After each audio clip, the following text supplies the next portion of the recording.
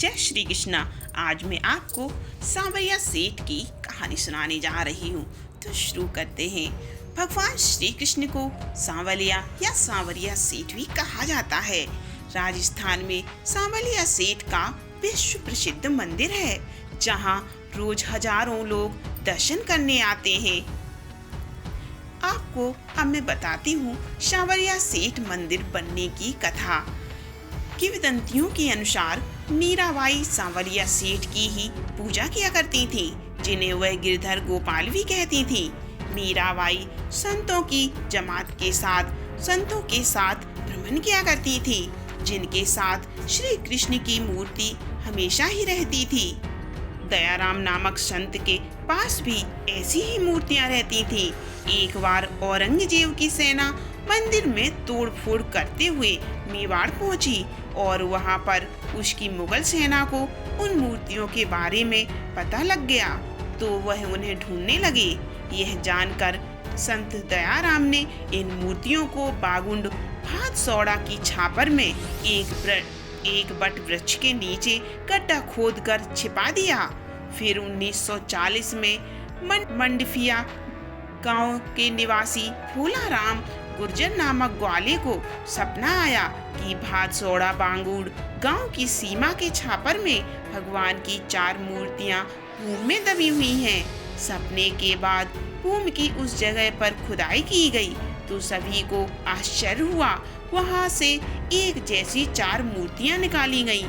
देखते ही देखते ये खबर चारों ओर फैल गई। सर्वसम्मति से 4 में से सबसे बड़ी मूर्ति को भादसौड़ा ग्राम में लाया गया। भादसौड़ा में प्रसिद्ध गृहस्थ संत पुराजी भगत रहते थे। उनके निर्देशन के अनुसार उदयपुर मेवाड़ राज परिवार के भिंडर ठिकाने की ओर से सांवलिया जी का मंदिर बनवाया गया।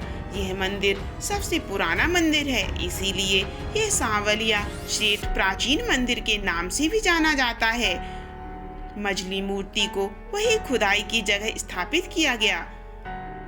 व्यापार जगत में उनकी ख्याति इतनी है कि लोग उन्हें अपने व्यापार को बढ़ाने के लिए उन्हें अपना बिजनेस पार्टनर भी बनाते हैं। पर क्यों कहा जाता है इन्हें सांवलिया सेठ, ये किसी को नहीं पता।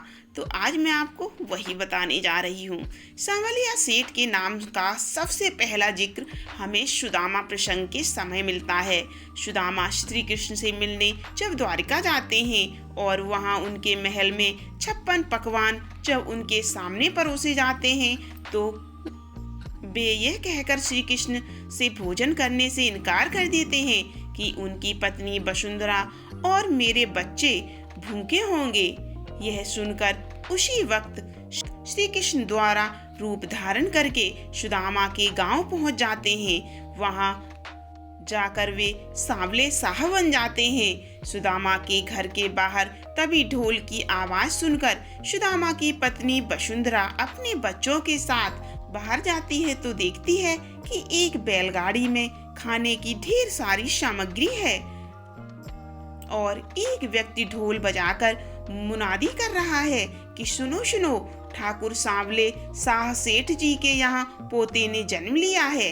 इस खुशी के अवसर पर एक महायज्ञ का अनुष्ठान किया गया है जो 10 दिनों तक होगा तथा इन्हीं ठाकुर सांवले शाह ने 10-10 कोस तक ब्राह्मण परिवारों को तीनों समय का भोजन और मिष्ठान देने की घोषणा की है।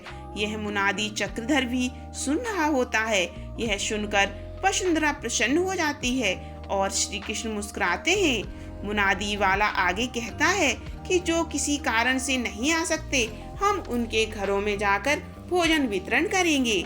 यह सुनकर चक्रधर अपने हाथ की टोकरी को पालकी में रख देता है और कहता है, हे ईश्वर, तू कितना दयालु है, तूने आखिर भूखे भक्तों के भोजन का प्रबंध कर ही दिया। ऐसा कहकर वह द्वार पर खड़ी वसुंधरा के बच्चों को देखता है और उनके पास जाकर हाथ जोड़कर कहता है, आओ बच्चों आओ, देखो बेटा भोजन बांट रहा है, आओ ना। यह सुनकर सभी बच्चे वसुंधरा की ओर देखते हैं और वह उन्हें इशारों से घर में से बर्तन लाने को कहती है। एक बच्चा एक भगोना ले आता है।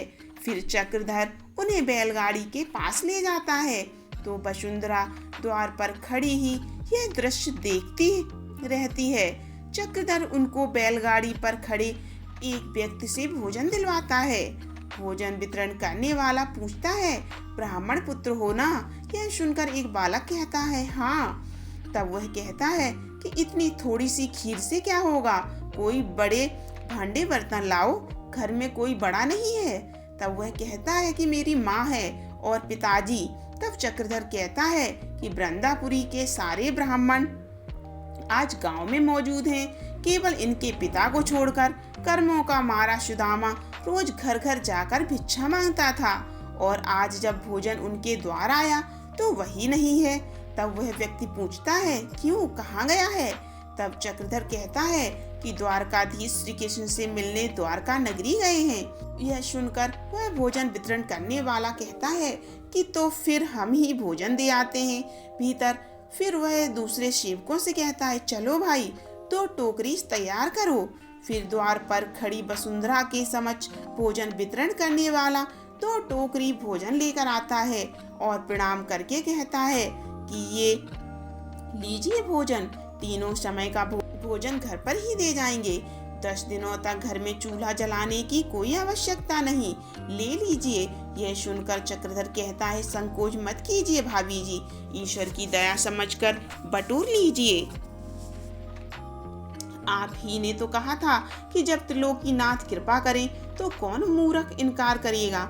यह सुनकर वसुंधरा प्रसन्न हो जाती है। फिर चक्रधर कहता है, ये त्रिलोकीनाथ ही की कृपा है, भाभी जी लीजिए। भोजन का पात्र खुद ही सेवक से लेकर उन्हें दे देता है। भोजन लेकर वसुंधरा कहती है, सत्य है, श्री कृष्ण भक्त वत्सल हैं, जय श्री कृष्ण। सभी कहने लगते हैं, जय श्री कृष्ण। उधर भूखा सुदामा एक वृक्ष के नीचे बैठा कृष्ण नाम जपता रहता है। श्री कृष्ण उसे और भोजन को देखते हैं और फिर अपनी माया से एक ब्राह्मण ग्रामीण को प्रकट करते हैं। वह ब्राह्मण सुदामा के पास जाकर कहता है, आम सुदामा की तंद्रा भंग होती है। तब वह भी प्रणाम करता है और वह ब्राह्मण कहता है, वेशभूषा से तो ब्राह्मण लगते हो। यह सुनकर सुदामा कहता है, हाँ ब्राह्मण ही हूँ। तब वह कहता है, ब्राह्मण हो तो यहाँ खंडहर में अकेले क्या कर रहे हो? जाओ वहाँ पास वाले गांव में, जहाँ सभी ब्राह्मणों को खीर पूरी बट रही है। यह सुनकर सुदामा उसके हाथ की ओर देखता है, जिसमें पत्तल में खीर और पूरी होती है। यह देखकर वह कहता है, खीर पूरी कौन बांट रहा है? यह सुनकर वह ब्राह्मण कहता है, ठाकुर सांवले शाह की ओर से बट रही है। यह सुनकर श्री कृष्ण मुस्कुराते हैं। श्री कृष्ण मुस्कुराते हैं। तब सुदामा कहता है, सांवले शाह? इस पर ब्रह्मा कहता है, हाँ सांवले शाह के यहाँ पोता हुआ है और इसी खुशी में 10 दिन तक महायज्ञ की घोषणा की है, और साथ ये भी घोषणा की है कि जब तक ये यज्ञ चलेगा तब तक, अर्थात पूरे 10 दिनों तक 10-10 कोष के अंतर्गत सभी ब्राह्मण परिवारों को प्रतिदिन 3 समय तक खीर पूरी का भोजन मिलता रहेगा। ये सुनकर सुदामा प्रसन्न हो जाता है। फिर वह ब्राह्मण से कहता है, वाह क्या महादानी है सांवले शाह, आज 2 दिन से 10 कोष तक किसी ब्राह्मण के यहाँ चूल्हा नहीं जला होगा। रथों में भर भर कर खीर और पूरी हर ब्राह्मण परिवार के यहाँ पहुँचाई जा रही होगी। यह सुनकर सुदामा पूछते, 10 कोष तक हर गांव में? तब ब्राह्मण कहता है, हाँ हर गांव में, ब्राह्मणवाड़ी, समता नगर, मैनपुरी, जनकपुरी, सभी गांव में। यह सुनकर सुदामा पूछता है कि वृंदापुरी में भी खीर बट रही है? तो इस पर ब्राह्मण कहता है, हाँ वृंदापुरी में भी। अरे भाई, मैं कल स्वयं उपस्थित था वहाँ वृंदापुरी में। यह सुनकर सुदामा प्रसन्न हो जाता है। फिर आगे वह ब्राह्मण कहता है कि मेरे सामने हर ब्राह्मण परिवार को बुला बुलाकर खीर पूरी दी गई। वहाँ का हर एक ब्राह्मण झोली भर भर के ले जा रहा था, परंतु केवल एक ब्राह्मण उपस्थित नहीं था वहाँ गांव में। यह सुनकर सुदामा पूछता है, कौन नहीं था? तब वह कहता है कि लोग कह रहे थे कि सुदामा नाम का ब्राह्मण उपस्थित नहीं था गांव में। यह सुनकर सुदामा कहता है, सुदामा? तब वह ब्राह्मण कहता है, हाँ सुदामा, क्या आप जानते हैं उन्हें? तब सुदामा कहता है, मैं ही तो हूँ वो अभागा ब्राह्मण। तब वह ब्राह्मण कहता है कि सभी को खेद था कि ऐसे समय नहीं है सुदामा। तब सुदामा कहता है, अरे मेरी चिंता छोड़ो, ये बताओ कि मेरे बच्चों पत्नी को भोजन मिला कि नहीं। यह सुनकर ब्राह्मण कहता है, क्या बात कर रहे हो विप्रवर, आपके परिवार की आत्मा तृप्त हो गई खीर पूरी खाकर। यह सुनकर सुदामा अति प्रसन्न हुआ। फिर वह ब्राह्मण कहता है, मेरे सामने शामली शाह के सेवकों ने आपकी पत्नी और बच्चों को खीर के दोने भर भर के दिए। यह सुनकर सुदामा श्री कृष्ण जपने लगा। तो आगे वह ब्राह्मण कहता है कि आपके 4 बच्चे हैं ना। तब सुदामा कहता है, हाँ। यह सुनकर वह ब्राह्मण कहता है, सभी की आत्मा तृप्त हो गई और 10 दिन तक ऐसा ही चलने वाला है।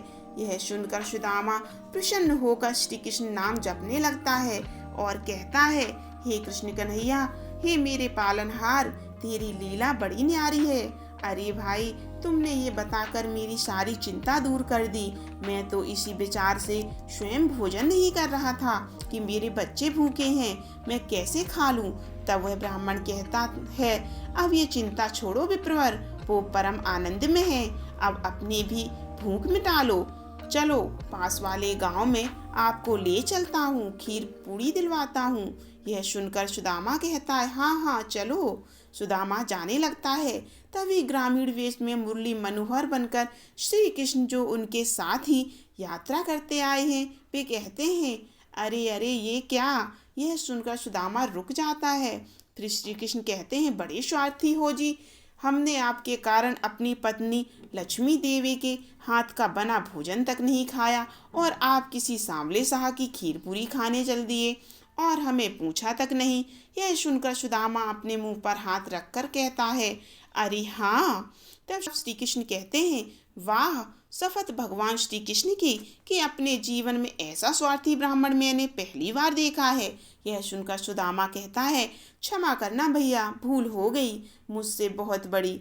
फिर सुदामा उस ब्राह्मण से कहता है, भैया मेरे नाम का भोजन तो यहीं रखा है, आपका बहुत बहुत धन्यवाद। आप चलिए, मैं यहीं खा लूँगा। यह सुनकर वह ब्राह्मण कहता है, अच्छा मैं चलता हूँ।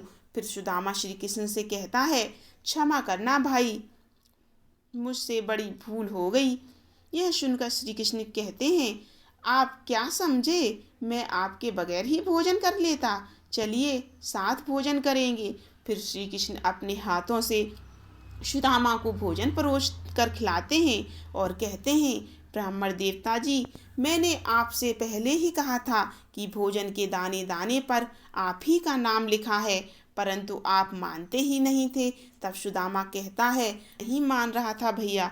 इस पर श्री कृष्ण कहते हैं, अब तो मन मान गया ना, अब निश्चिंत होकर जी भर कर खाइए। जिन्हें भोग अर्पण करें, नित सारा संसार उन्हीं के हाथों खा रहा है। भाग्यवान, सत्कार, पुण्यवान। ये है सांवरिया सेठ की कहानी। यहाँ पर पहली बार उन्हें सांवरिया सेठ कहा गया था। आगे और ऐसी ही मनोहर कहानियाँ सुनने के लिए, कथा सुनने के लिए हमारे चैनल को सब्सक्राइब करें और वीडियो को लाइक जरूर कीजिए।